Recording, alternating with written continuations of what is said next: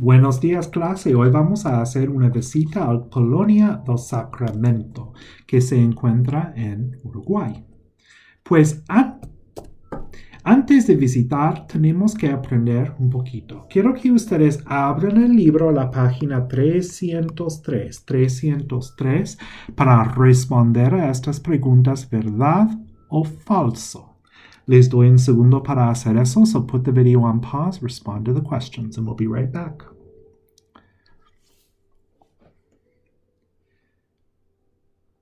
Muy bien, pues pregunta número 1.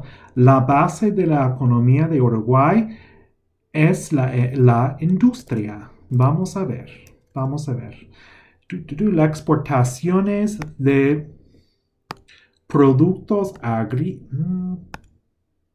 Sorry about this, guys.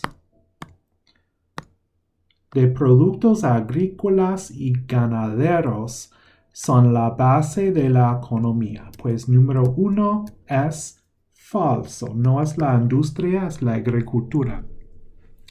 Número 2. 40% de la actividad económica proviene del turismo. Pues aquí el turismo también genera muchos beneficios y representa casi 30% de la actividad económica. Pues esta pregunta es falso, es 30%, no 40%. La mayoría de los migrantes a Uruguay vinieron de Francia y Italia. Pues sobre todo España y Italia, ¿no? Pues esto es falso, fue España y Italia. Uruguay tiene alfabetismo casi universal. A ver, el nivel de alfabetismo es 96%. So that's high enough to consider it almost universal. Esto es verdad. Uruguay generalmente es extremadamente aficionado del fútbol. A ver, la vida cultural es muy intensa y muchísimos campeonatos de fútbol. Allí está. Esto es verdad. And if I'm not mistaken, and don't quote me on this, Uruguay won the very first World Cup in 1930. And right now, I'm going to fact check that to make sure I'm actually right. So I'll be back in a sec. Yes, indeed. The first World Cup was held in 1930 in Uruguay, and Uruguay won it. So it's very, very big. Football is very, very big in Uruguay, without a doubt, very, very big. Muy bien, pues uno de los lugares que se puede visitar en Uruguay se llama Colonia del Sacramento y se encuentra directamente en frente de Buenos Aires, en el río Plata. Es 120 millas de Montevideo. Y es una ciudad que fue fundada en 1680 y es el pueblo más antiguo de Uruguay. Y atrae muchísimos turistas, especialmente de Argentina, because it's so close to Buenos Aires. Y vamos a ver un video que nos va a explicar, nos va a mostrar más sobre Colonia del Sacramento.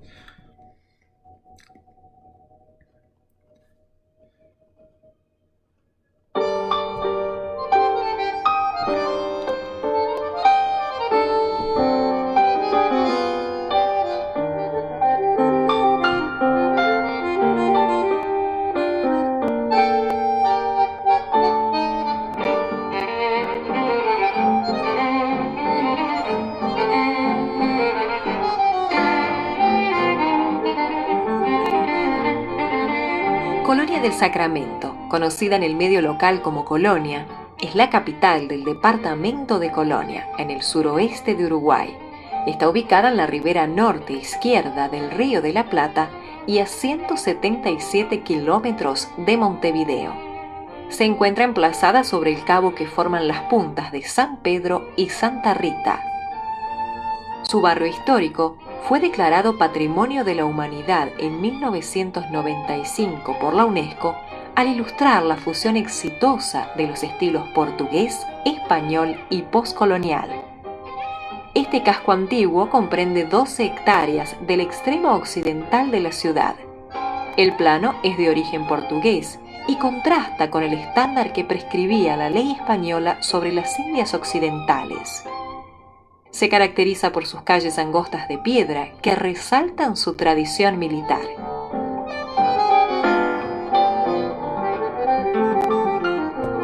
And you guys know the deal by now. I can't show the whole video for copyright reasons, but I'm going to leave it in the comments below. So please watch the whole video because this may come up on the final exam.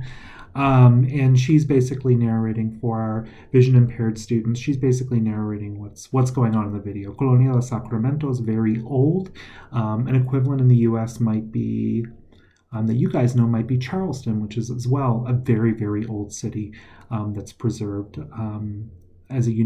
Charleston's not a UNESCO World Heritage Site, but it probably should be. So, muy bien, Colonia del Sacramento. Y aquí es el viaje de Montevideo. Vamos a manejar. Empezamos en Montevideo y manejamos 120 millas hacia Colonia del Sacramento. Pero ¿sabes qué pasa en la ruta? Un accidente de coche pasa en la ruta. ¡Qué horrible!, ¿no? Pues estamos ya en slide 6. Y esto es un repaso del pretérito, el uso del pretérito y el uso del imperfecto.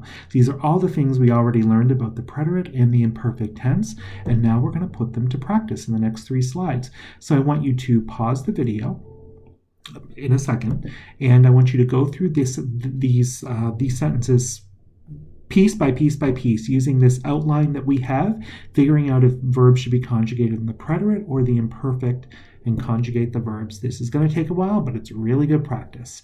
Muy bien. Slide 7.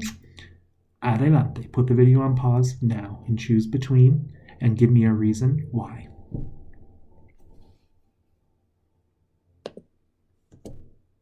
Muy bien, vamos a continuar. El lunes yo decidí o decidía.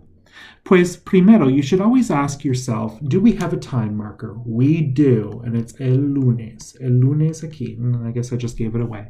So on Monday, I was deciding or decided. I decided. So decidí, un periodo definido. Manejar entre Montevideo y Colonia para visitar el centro histórico. Siempre me gustó o gustaba manejar. So do we have a time marker? Yes, we do. We have siempre, and siempre means it's going to be imperfect. So we're going to have gustaba, escuchaba, veía, right? Gustaba, escuchaba, veía. Right? We can also think of escuchar and veía as two actions occurring at the same time, but siempre kind of takes care of all of that. Muy bien, seguimos. ¿Fue o era el 19 de junio? So what are our rules on this? Remember, we said with dates, hours, and times, we're going to use era. Oh, I'm wrong, apparently. Lo siento. Ay, ay, ay. So with time, we use era, but we're going to use fue el 19 because this is a periodo definido de tiempo. You guys can tell it's pretty late. I'm trying to get all these recorded before we start back up on Monday. So this is a periodo definido. If it were an hour, even though you think an hour is a definite time, it's still a description of the past, so we would use there. If it were like at 2 o'clock in the afternoon, which we're going to come up on pretty soon, we would use the preterite. We would use the imperfect rather. So, fue el 19 de junio y yo salí o salía a las 10 de la mañana. Do we have any time markers? We indeed do. At 10 in the morning, which means it happened at a point in the timeline, which means it's going to be salí, right? Yo salí. Yo vi o veía el reloj y fue o eran las 10 en punto. Do we have a time marker? Yes, it was 10 on the dot. So we know this has got to be V. So I looked at my watch. And here, las 10 en punto, we know when we're talking about time, we have to use the imperfect. So eran las 10 en punto. Bien. Hopefully all these were pretty clear for you guys as we went through. So we're going to move along to slide 8 now, and as soon as I flip, I want you to pause it, take a few minutes, go through select a reason as well, and then we'll explain.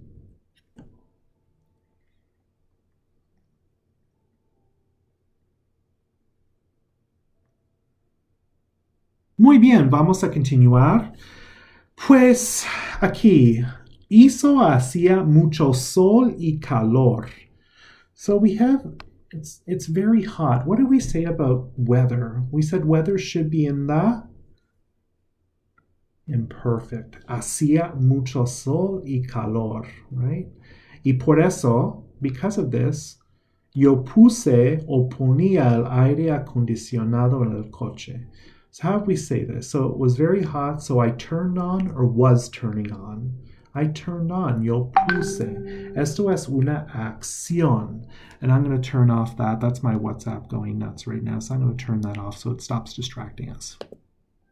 Lo siento, guys. I know when I'm watching a video online, I keep hearing the ding, ding, ding from text. It drives me up the wall, so I'll turn that off for you.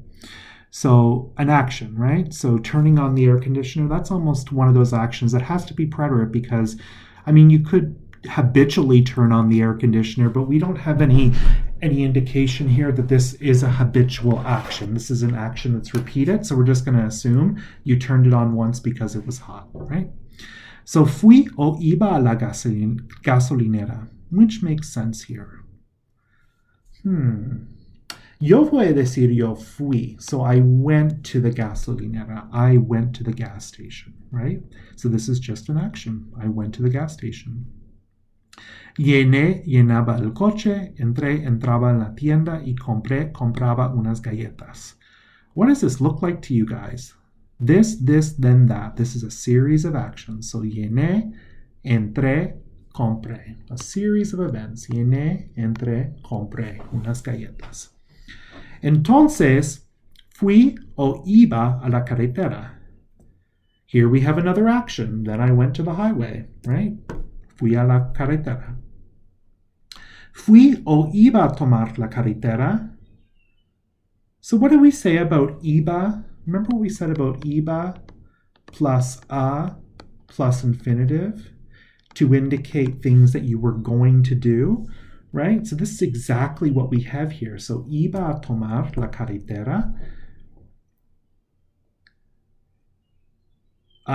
There's something missing here. It should say pero el mapa, el GPS, el mapa dijo o decía. But the map said or was saying. Probably said, right? Dijo. En una acción que fue mejor tomar la calle regular. Muy bien. Let's go on to slide 9.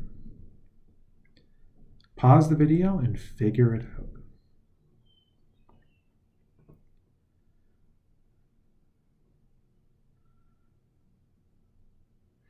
Okay, muy bien. Vamos a continuar. Pues aquí tenemos, do we have any keywords here that will help us? We have mientras. What does mientras mean? What's that a sign of? Mientras means while. So that's kind of telling us there are actions happening at the same time, right? So while I was driving, I was listening to the radio and I was singing. Manejaba, escuchaba, cantaba. And it says dos acciones. This is actually 3 actions happening at the same time. A las 2 en punto, oía mi canción favorita. Do we have any time markers? We do. At 2 on the dot, I heard, right? Period in time. Iba. That's wrong. So I gave away the next one, but this should be oí because this is una acción, right? I skipped that one apparently. Oí mi canción favorita. Fui o iba a una velocidad bastante rápida, pero de repente otro coche me chocó, me cortó o cortaba. So iba, I'm going to say, is an ongoing action, and cortó because cortar is the evento que interrumpe. So I was going at a good speed when another car cut me off. So the other car cutting me off interrupts me going at a good speed, right? So sometimes you need to take in the whole sentence before you can make a choice between the preterite and the imperfect. So don't forget that.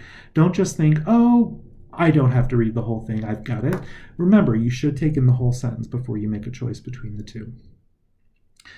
Me pasaba enfrente muy cerca y no tenía otra opción que poner los frenos.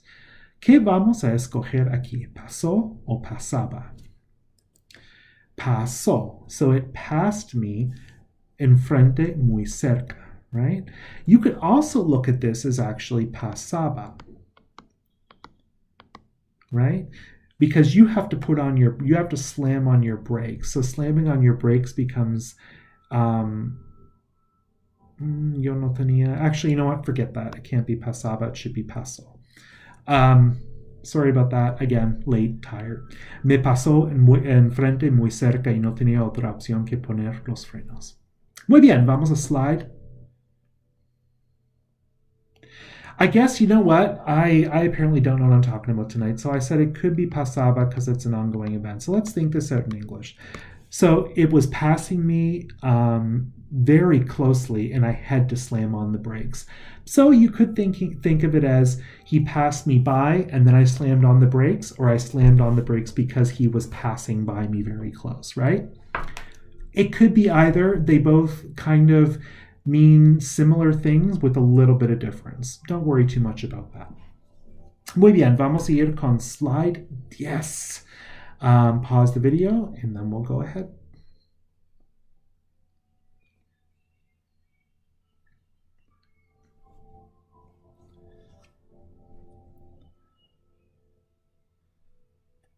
Muy bien. Pretend you didn't see that. So el coche atrás de mí me chocó o chocaba. So it hit me or was hitting me. It hit me. It's an action, right? Me chocó y yo fui por la zanja. And we can also look at this as a series of events. So the car behind me smacked into me and I went for the ditch, right? This event, then that event. Muy bien. Yo estuve o estaba extremadamente asustado. Do we have anything here that's a key word? Well, we have asustado. What is that? That means to be scared, or, you know, it's an emotion. So we know it's probably going to be estaba. Yo estaba porque emoción es imperfecto. Pero afortunadamente no estuve o estaba lastimado. So we're going to go estaba otra vez. Lastimado means hurt. So this is a physical condition, which is the imperfect. Estado físico, estaba. En la zanja había muchas flores y otra vegetación. ¿Cuál va a ser? There were a lot of flowers and other vegetation. We're going to go here with había because it's a description of the area, right? Yo esperé o esperaba la grúa mientras me colmó o calmaba. Any keywords here? Of course, we have mientras, which means while. And that's a key to us that things are happening at the same time, so they should be in the imperfect. Esperaba, calmaba. Muy bien. Vamos con slide 11. Pause the video, and then we'll go ahead.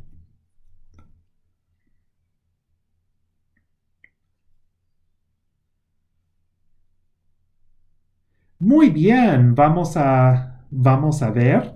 Otro coche paraba y me preguntaba si todo estaba bien.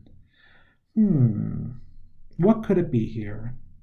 Think of this as this happened, then that happens. Another car stopped and then asked me if everything was okay. So we have a serie, the eventos, and also actions. These are both going to be preterite. Si todo estaba bien, la grúa llegó o llegaba a las 4. Any time markers? We do. It happened at 4 o'clock. A point on the timeline, so it's got to be preterite. Llegó y yo continuaba mi viaje a Colonia. Continué, because this is another action, the start of an event. I continued my trip to Colonia. And that's it.